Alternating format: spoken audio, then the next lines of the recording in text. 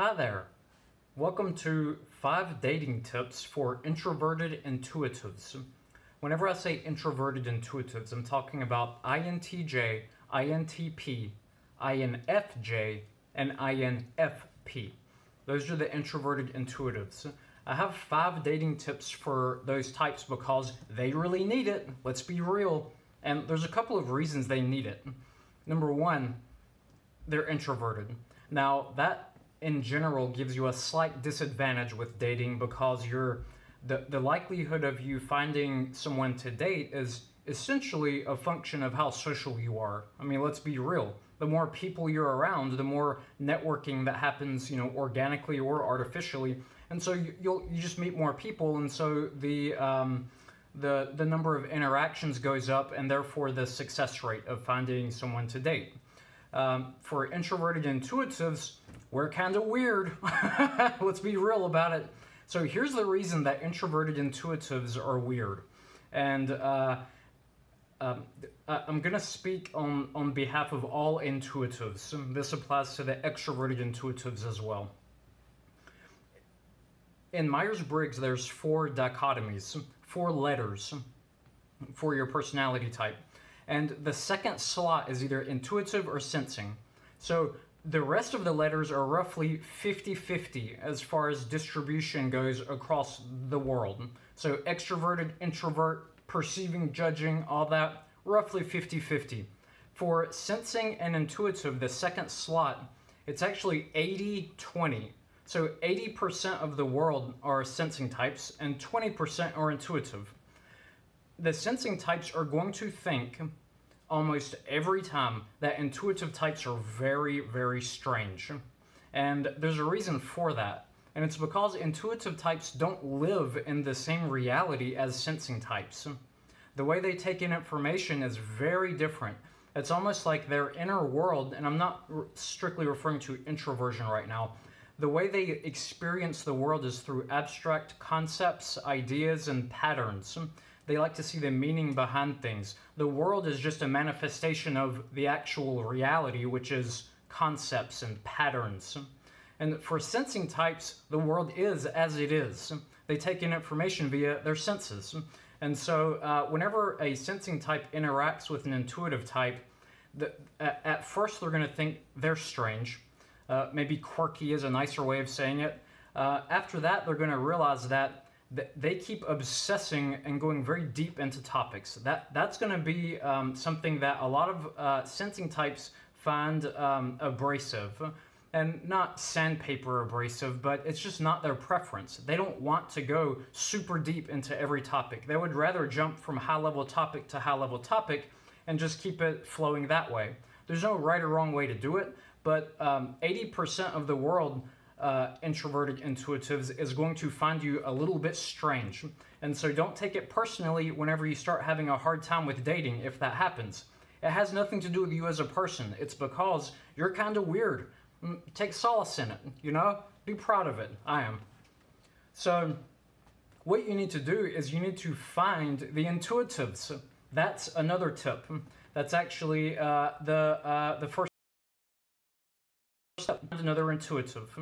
And the way you find another intuitive is by attending social events that another intuitive might be at. So this isn't going to be beer pong parties, generally speaking. Nothing against beer pong parties, nothing against basic level events that the majority of the population likes to attend. But if you want to have a higher concentration of intuitive personalities, which you will have a much higher success rate with dating, then what you need to do is find the events that they're at. And it's going to be stuff like Renaissance fairs, and I'm not even joking. People that make fun of Renaissance fairs actually go to them as well. So things like museums, art festivals, learning how to do weird stuff like contra dancing and things like that. Start to attend that stuff, introverted intuitives, and you'll instantly notice that there are more people like you than normal. So, okay, number 2. This is an important concept. This is the second tip here. Sensing type males will be more open to intuitive females.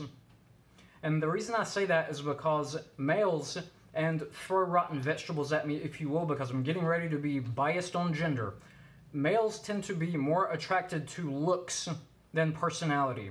I'm the same way. As an INTP, I am. That doesn't mean that I don't value personality. I do. I have to have the mental connection. But the woman has to be physically attractive. I have to find her hot in order for me to date her. So sensing males are gonna think that intuitive females, if they find them physically attractive, we're good. Now they may think she's kind of weird, but you know what? That's okay. She's got a hot body. And so that's just the way the world works. The next piece is very crucial. Sensing females will not be open to intuitive males.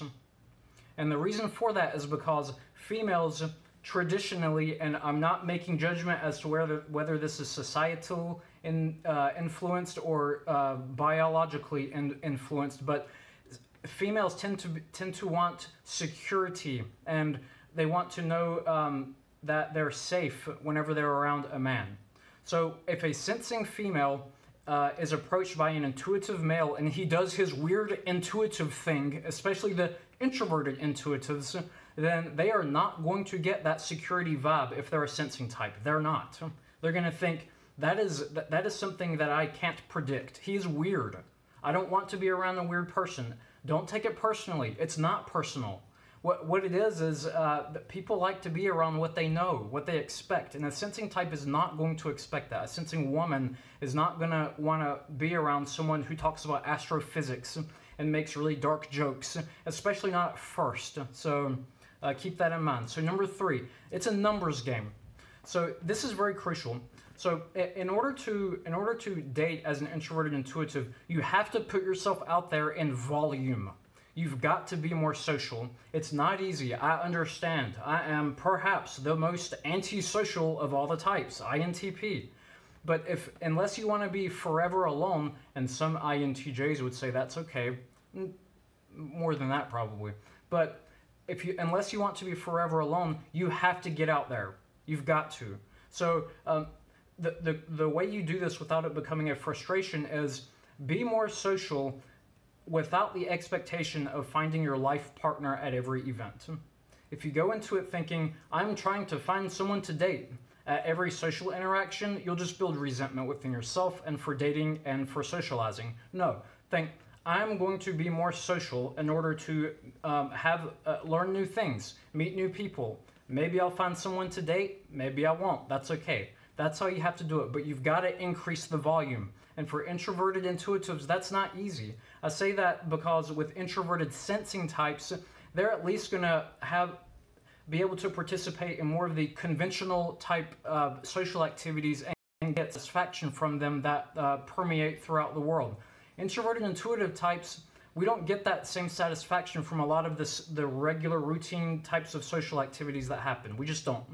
So you're going to have to take drastic measures to increase the amount of social activity that you have in your life. Number 4, find an extroverted friend and have them invite you to things. And I'm being dead serious. There's a meme about it on the internet if you look hard enough for it. What you've got to do is you've got to befriend an extrovert, because for them, socializing is very natural, and they will naturally invite you to other social events.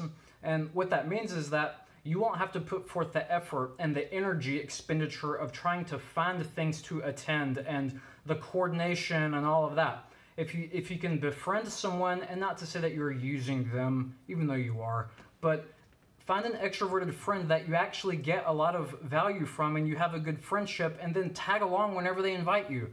INTPs and INTJs, now listen up, all right? When they invite you, just do it. Okay, number 5.